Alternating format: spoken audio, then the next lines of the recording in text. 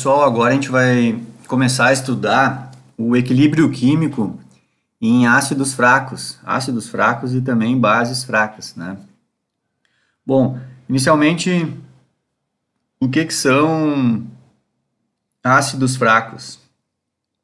São ácidos onde a gente coloca eles em meio aquoso, né? E muito poucas moléculas deles conseguem perder o seu íon H+ para a água, né?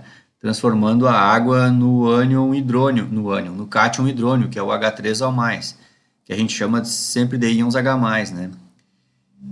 Então, isso que é o ácido fraco, é um ácido onde a maior parte das moléculas segue do mesmo jeito, ela não consegue perder o íon H+ dela. E muito poucos deles conseguem perder.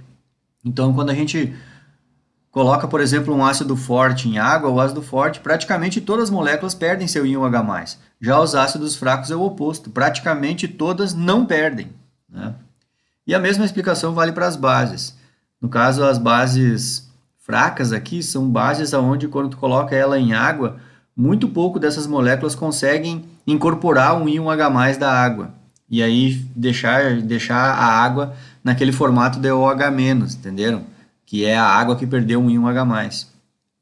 Mas poucas moléculas conseguem fazer isso, tá? Então eu até vou mostrar com mais detalhe isso aqui dentro do material, mas explicando só falando, essa é a explicação do que é um ácido fraco e o que são as bases fracas. Bom, dentro desse estudo aqui, a gente vai fazer o uso de uma expressão até não tão comum assim, né? Que é a chamada concentração formal. A gente até simboliza isso com um F, né?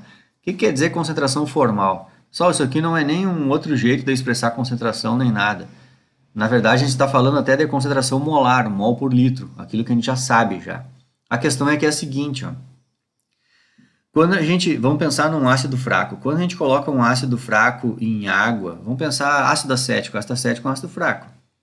Se a gente preparar uma solução 0,1 molar de ácido acético, eu faço os cálculos, vejo quanto que eu tenho que pegar do ácido acético, vou lá e coloco na solução e penso na minha cabecinha, preparei uma solução 0,1 molar de ácido acético. Pronto, preparei isso aí. Beleza. Só que quando eu coloquei aquele ácido acético ali, lá dentro do becker eu já vou começar a ter duas situações. Eu vou ter a situação do ácido acético, de algumas poucas moléculas que conseguiram perder o seu íon H+, portanto o ácido acético acabou de se desmontar, né? Agora ele não é mais ácido acético, agora ele é o ânion acetato e mais um íon H+, entendeu? Desmontou aquela moléculazinha ali, um pouquinho dela. Mas a grande maioria das moléculas segue do mesmo jeito, ácido acético. Então, no meu exemplo idiotinha que eu digo, né, que é colocar números assim, eu poderia dizer para vocês que eu coloco 100 moléculas de ácido acético dentro de um becker com água, e aí talvez eu perceba que das 100, sei lá, 5 moléculas perderam seu íon H+. Então, eu coloquei 100 moléculas de ácido acético e 5 delas agora não são mais ácido acético. Elas são o ânion acetato, que é o ânion do ácido, mais o íon H+ que ele liberou. E 95 moléculas, então, ainda são ácido acético, entenderam? Então, o que quer dizer concentração formal? Concentração formal é aquele valor de concentração que a gente preparou a solução e fez a solução do reagente lá, o ácido que era fraco. Ou a base, esse meu discurso aqui vale para a base também. Então, concentração formal é isso. Concentração formal é aquela concentração que a gente fez os cálculos, preparou e preparou a solução. É aquele valor de concentração. Mas por que a gente resolveu chamar isso de concentração formal? É por um detalhe, é para já lembrar a gente mesmo que a gente acabou de fazer uma solução lá na prática, mas aquele valor numérico 0,1 molar, ele não é 0,1 molar do ácido acético mais. Por que não? Porque o ácido acético, parte dele se dissocia e a maior parte não. Então, aquela quantidade, por exemplo, assim, ó, o 0,1 molar ele está informando a quantidade de moléculas de ácido acético. O ácido acético protonado, ele com o íon H+ dele. E quando a gente coloca ele em água, não é mais aquela concentração, entenderam? Então, esse jeito de chamar a concentração de concentração formal é para nos lembrar que aquela concentração que nós preparamos a solução, logo que ela foi colocada lá no meio aquoso, aquele valor ali já mudou um pouco, né? Pelo fato do ácido ser fraco. E sempre mudou no sentido de que aquela não é mais a concentração do ácido acético, porque parte do ácido agora virou acetato, entenderam? Então, Na química, vocês vão notar que dentro desse estudo aqui de ácidos fracos e bases fracas, a gente usa muito a expressão concentração formal. Mas é bem isso, nada mais é do que aquela concentração que tu fez os cálculos para preparar a solução. É isso, né? É a concentração inicial que a gente chama. Acho que tem até eu, às vezes, digo, ou não me lembro se nos livros eles falam isso, mas é bem isso, é a concentração inicial do ácido ali. É aquilo que tu botou no becker lá. Agora, depois, aí as coisas aconteceram. O que que eu... Vamos começar, às vezes só falando parece até difícil, né? Mas vamos começar devagarinho aqui. O que que na real eu estou falando? Deixa eu subir um pouquinho aqui. Vamos olhar só aqui para baixo. Ó. Na real eu estou falando disso. Ó. O meu ácido acético, por exemplo, eu posso explicar ele de forma genérica. Sempre todos os ácidos vão ter uma parte do ácido que eu simbolizei pelo A. Por que que eu escolhi a letra A? Isso aqui nem é nem invenção minha também. Né? Isso aqui tudo livro usa essa lógica aqui. Ó. Porque o autor lá começaram a usar a letra A? Porque o A lembra ânion. E é por isso mesmo. Quando um ácido perde o seu íon H+, o resto do ácido virou um ânion, né? E o ácido, então, na verdade, é uma espécie desse ânion aí, só que ele está fazendo ainda uma ligação covalente com o hidrogênio lá. Então, ele não tem carga nenhuma, ele não é... Isso aqui não é uma ligação iônica, o hidrogênio é mais e o A é menos, não. Eles estão ligados covalentemente aqui. O hidrogênio com alguma parte da molécula lá do ácido, tá? Depois a gente vai ver com detalhes, exemplos do ácido mesmo, né? Mas de modo genérico é isso, a gente tem molécula neutra aqui, certo? E esse ácido fraco, quando ele é colocado em meio aquoso, ele faz uma reação de ionização com a água. A molécula de água chega aqui nesse hidrogênio e arranca o hidrogênio do ácido. Só que quando o hidrogênio sai, ele deixa o elétron que ele tinha. Então por isso que o resto do ácido fica na forma de ânion. E esse íon H+, que sai do ácido, na verdade ele é um íon que foi incorporado pela molécula de água, né? Até eu já expliquei isso antes. Ele foi incorporado pela molécula de água e a molécula de água vira o cátion hidrônio, que é o H3O+, lembram? Que o químico, por preguiça, adora escrever H+, para facilitar a vida também, né? A questão é a seguinte, esses ácidos fracos, eles fazem isso com água, só que eles fazem muito pouco, por isso que a flechinha para o lado direito é pequena.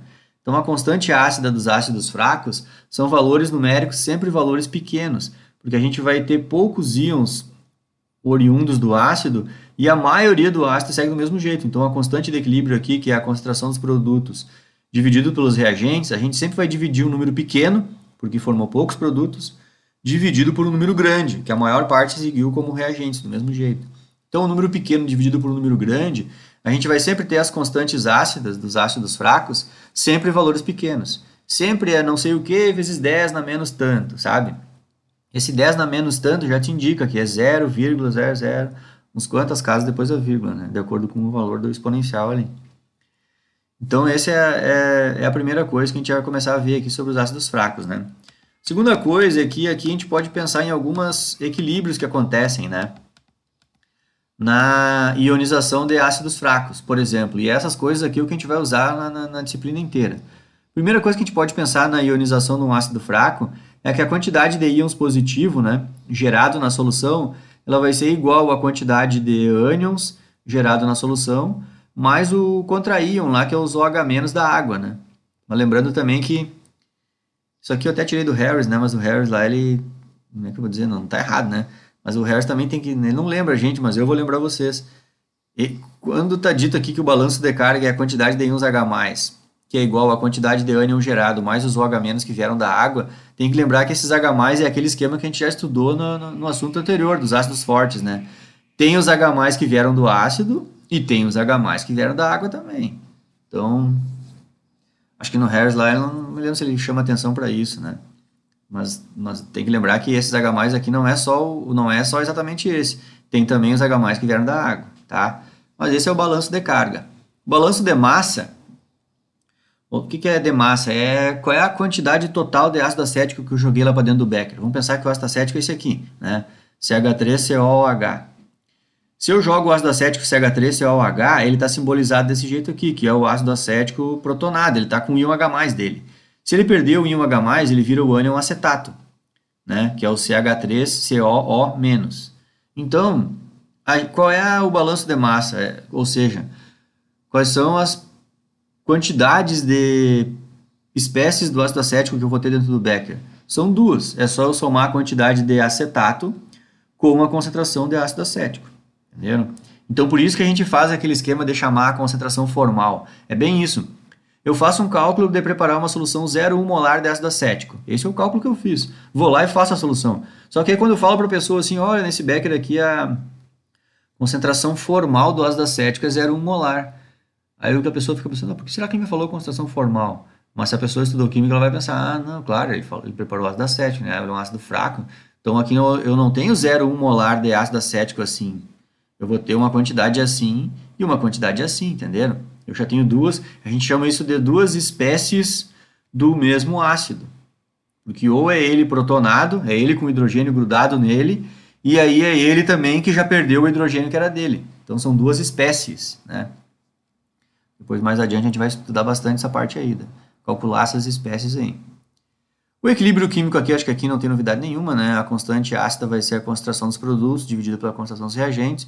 E a outra coisa que não tem novidade nenhuma é a constante de ionização da água, que a gente usa bastante aqui também, nesses estudos, tá?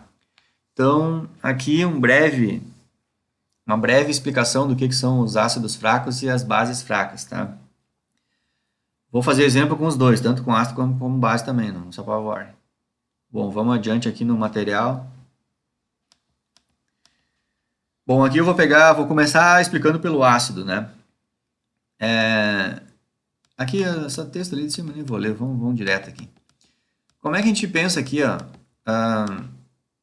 Como é que a gente pensa aqui da reação de um ácido? Aqui eu acho que está bem didático aqui para vocês entenderem, ó.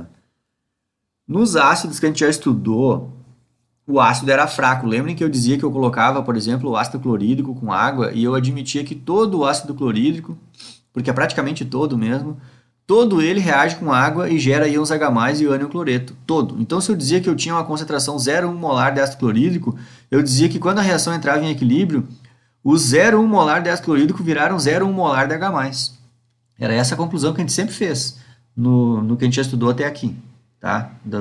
Do equilíbrio ácido-base. Só que agora mudou. Agora eu estou dizendo para vocês que quando eu coloco um ácido, e eu escrevi ele de forma genérica aqui, ó, pode ser qualquer ácido fraco, quando eu coloco um ácido fraco em água, a minoria dele perde os íons H+, a minoria. Ou seja, quando eu coloco um valor de concentração lá do ácido, inclusive aí eu chamo de formal, né, por isso que vem o F, eu vou saber que, bom, aqui no início da reação nada formou, porque é no início, né? Mas quando a reação chegar em equilíbrio, quanto que eu vou ter formado de íons H+, e de ânions? Eu não sei, não sei. Mas eu sei que eles são proporcionais. No caso desse ácido aqui, que ele é monoprótico, que a gente chama, né? Ele só tem um íon H+ lá para perder. Então, a quantidade de íon H+ gerada é proporcional à quantidade de ânions gerado. Então, se eu chamar esse cara aqui de X, o outro vai ser X também. Beleza. Quanto que eu vou ter do ácido que não perdeu o íon H+? Vai ser o que tinha no início, que é a concentração formal, aquela que eu preparei, menos o que formou dos outros. Então, é essa lógica aqui, ó, que a gente vai usar direto aqui nesse estudo. Sempre a quantidade do ácido que você ionizou vai ser chamado de X, né? É o quanto do ácido que virou ânion acetato, por exemplo. Vamos dar nome aos bois aqui. Isso aqui seria o ácido acético. Seria quanto do ácido acético virou acetato. Aí a gente vai chamar isso de X. Assim como também é a quantidade de íon H+ gerada, né? Já deu para perceber que depois, se eu souber o H+ aqui, é bem fácil achar o pH, né? Basta fazer menos log do H+ e eu já acho o pH. E quanto que vai ter do ácido acético lá, por exemplo, que não perdeu o íon H+? Vai ser a quantidade inicial que eu preparei a solução, menos o que formou de acetato. Então é bem fácil aqui, é bem tranquilo. Qual que é a novidade que a gente vai fazer aqui? É que a gente agora vai escrever a constante de equilíbrio, a constante ácida, considerando esses valores que a gente atribuiu a eles, ó, que na verdade são valores incógnitos, né? A gente está trabalhando com incógnita aqui. Os únicos valores numéricos que eu conheço são a constante ácida, que a gente pega lá do livro, né? No exercício vai ter dado ela, e a concentração formal, porque isso aqui é a concentração que a pessoa preparou a solução. Então, esse valor de F aqui a pessoa sabe, tá? Então, acho que está estourando meu tempo aqui, vou parar aqui e sigo no próximo.